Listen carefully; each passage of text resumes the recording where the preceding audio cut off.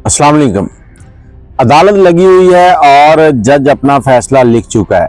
लड़की ने कहा कि मैं आपके फैसले से पहले एक रात अपने शौहर के साथ गुजारना चाहती हूँ। ये कहानी रहीमयार खान के इलाके की है। जवेरिया नामी लड़की जिसकी शादी हुई दानियाल से। अब इनकी शादी को कुछ वक्त गुजरा, अच्छी खासी शादी चल रही थी। किसी बात के ऊपर झगड़ा हुआ तो वो झगड़ा इतना बढ़ा कि अदालत तक पहुंच गया। अब ये सब अदालत के अंदर बैठे हुए हैं। अदालत में दोनों तरफ के जो मामला हैं वो सुने गए। 6 महीने से केस चल रहा था खुला का। दानियाल तलाक देना चाह रहा था और जवेरिया जो थी वो तलाक लेना चाह रही थी। लेकिन अचानक से जब जज ने कहा कि आज मैं फैसला नहीं सुनाऊंगा, फैसला कल सुनाऊंगा, कल आप लोग आ जाइएगा इस टाइम पे, तो जवेरिया खड़ी हुई। उसने कहा जैसा कल आप तलाक का फैसला तो कर देंगे, लेकिन मैं चाहती हूँ कि उससे पहले आप मुझे इजाजत दें कि मैं अपने शौहर के साथ एक रात गुजार सकूं। अब उसका शौहर खड़ा हुआ तो वो बोला कि ये क्या ड्रामागिरी है, तलाक है कल हो जाएगी, तो ये इस तरह के चोचले करने की जरूरत नहीं है। जज ने लड़की की तरफ देखा और हैरान था। तो जज ने कहा कि चलें एक रात का मसला है, ठीक है, तुम एक रात अपने शौहर के साथ रहोगी। अब शौहर जो है वो अदालत की तरफ से पाबंद हो गया था उस लड़की के साथ रहने के लिए। अब सारे रिश्तेदार जो है वो हक्के बक्के लड़की और लड़के को देख रहे हैं।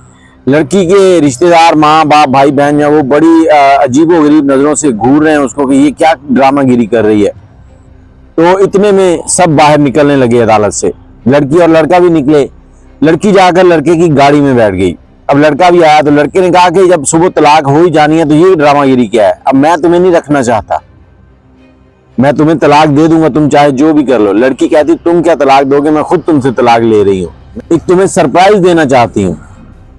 तो लड़के ने उससे पूछा कि अब मिलना कहाँ पे है, कहाँ पे रहना, मैं तुम्हारे घर आऊँ या तुम हमारे घर आओगी। लड़की कहती ना तुम्हारा घर ना हमारा घर, मैं तुम्हें मैसेज कर दूंगी कहाँ पे आना है। अब वो कहता कि ये क्या ड्रामा है, कोई नई जगह ढूंढ ली। अब लड़की कहती ये सरप्राइज है।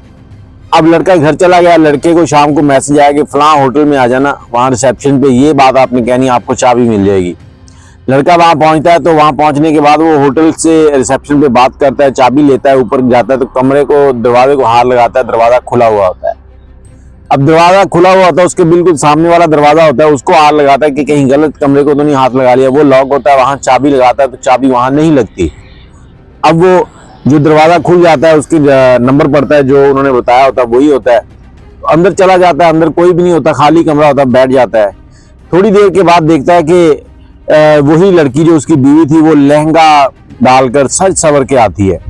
सज सवर के आई, आकर उसने अंदर दाखिल हुई तो लड़के ने कहा अब ये क्या बेहूदगी है। लड़की ने कहा देखें आपने कहा था कि सुबह तलाक हो जानी है, मैं भी चाहती हूँ तलाक हो जाए, लेकिन मैं चाहती हूँ कि हमारी हैप्पी एंडिंग हो और आपने अदालत का हुक्म मानना है, आपने आज की रात ही गुजारनी है मेरे साथ। लड़का कहता चलो। अब वो लड़की उसको वहां पर पड़े हुए कुछ कपड़े देती है जिसमें उसका शेरवानी, कुल्ला और ये चीजें होती जो दूल्हा पहनता है। कहती है चुप करके ये पहन के आ जाओ। अब वो पहन के आता है तो लड़की अपने बैग में से चाबी निकालती है, निकाल के सामने वाला दरवाजा खोलती है और उसके हाथ में हाथ डालकर चलते हुए जाती है। दरवाजा खोल के जैसे ही अंदर दाखिल होते हैं, अंदर फर्श के ऊपर फूल बिखरे हुए हैं, बेड के ऊपर सेज सजी हुई है, तो दोनों वहां जाकर बैठ जाते हैं। अब लड़का कहता है, फिर वही बात करता है कि ये क्या ड्रामा किए जा रही हो। लड़की कहती देखें सारी बातें भूल जाएं, अगली बात करेंगे, करना क्या है, ठीक है। फिर लड़की कहती जब हम पहली रात ऐसे ही कमरे में बैठे थे आपने कितने प्यार से मेरा हाथ पकड़ा था और मुझसे बातें की थी, उसके बाद हमारी जिंदगी अच्छी खासी चल रही थी और आप बहुत प्यारे लगते थे, बड़ा अपनी सेहत का ख्याल रखते थे। लड़की ने बात को घुमा दिया। अब लड़की उससे पूछने लगी कि तब आप बड़ा बन सवर के, कंघी करके, परफ्यूम खुशबू लगा के जाते थे। अब मैं काफी टाइम से देख रही हूँ कि आप जब तारीख पर आते हैं तो आपकी हालत थोड़ी बिगड़ी होती है, तो क्या वजह बनी। वो कहता कुछ नहीं। वो बोलती है फिर भी बताएं तो सही क्या मसला है। तो उसने बताया कि एक दिन मैं ऑफिस में था कि मुझे चक्कर आया और मैं गिर गया। जब मुझे चक्कर आया मैं गिर गया, मेरे दोस्त मुझे डॉक्टर के पास ले गए। डॉक्टर के पास पहुंचा तो डॉक्टर ने कहा कि आप के ये टेस्ट हैं ये करवाने होंगे। जब टेस्ट करवाए, टेस्ट के बाद मैं डॉक्टर को टेस्ट दिखाने गया तो डॉक्टर ने कहा कि आपको ब्लड कैंसर है। अब ब्लड कैंसर है तो आप 6 से 7 महीने या 8 महीने सर्वाइव कर सकते हैं, और अगर आप टेंशन नहीं लेंगे तो आप इससे ज्यादा सर्वाइव कर जाएंगे। इसी तरह उनकी लड़ाई होने लग गई, नोकझोंक होती रही। वो कहती आप इतने परेशान थे, आपने कभी मुझसे राब्ता नहीं किया, हालांकि मैं आपकी बीवी थी। तो उसने कहा जी तुमने भी राब्ता नहीं किया। उसने कहा मैंने नहीं किया, आप तो कर सकते थे ना। आपको जब डॉक्टर ने कहा था कि परेशान नहीं होना, अब आप अदालतों के चक्कर, कचहरियों के चक्कर, इन सारी परेशानियों से गुजर रहे थे, तो कैसे खुश रह सकते थे? तो मुझसे राब्ता कर लेते, मैं ये सब चीज़ों से पीछे हट जाती। उसने कहा नहीं नहीं, मैं तुम्हें तलाक दूंगा। अब इसी तरह नोक झोंक के अंदर सारी रात गुजर जाती है। लड़की असल में मालूम करना चाहती थी कि इसको परेशानी क्या है।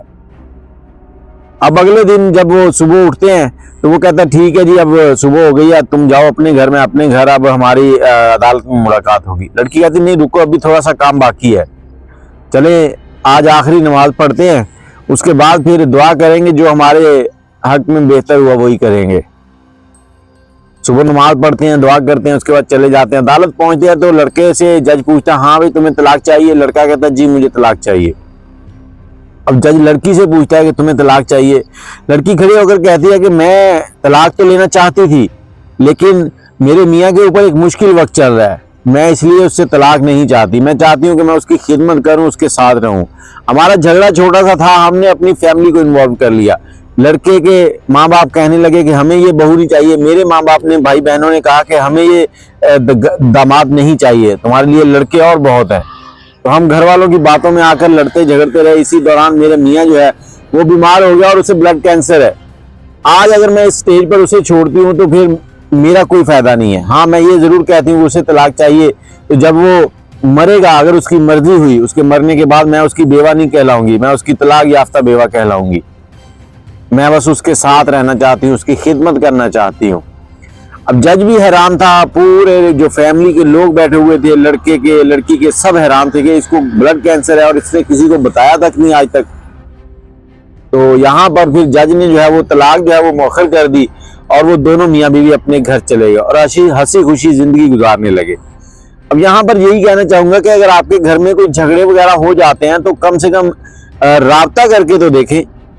आप लोग राब्ता ही नहीं करते अपनी अना के चक्कर में, और ये अना उस वक्त बढ़ जाती है जब आप अपने फैसले अपने घर वालों पे, अपने रिश्तेदारों पे डाल देते हैं कि जो आप कह देंगे वही होगा। आपकी कोई अपनी मर्जी नहीं होती। बीवी है आपकी, आपके साथ उसने चंद दिन गुजार लिए हैं, आपके साथ रातें गुजार ली हैं, एक दूसरे का लिबास है आप लोग। तो कोई भी ऐसा मामला हो जाए, लड़ाई हो भी जाए, तो फिर आपस में सुलह करने के लिए एक दूसरे से राब्ता जरूर कर लिया करें और देखा करें कि जो अच्छा वक्त गुजरा उसको याद किया करें, ना कि जो चंद लम्हे नोक झोंक में गुजरे हैं उनको याद करें। अपनी राय कमेंट में जरूर दीजिएगा, दुआओं में याद रखिएगा। अल्लाह हाफिज।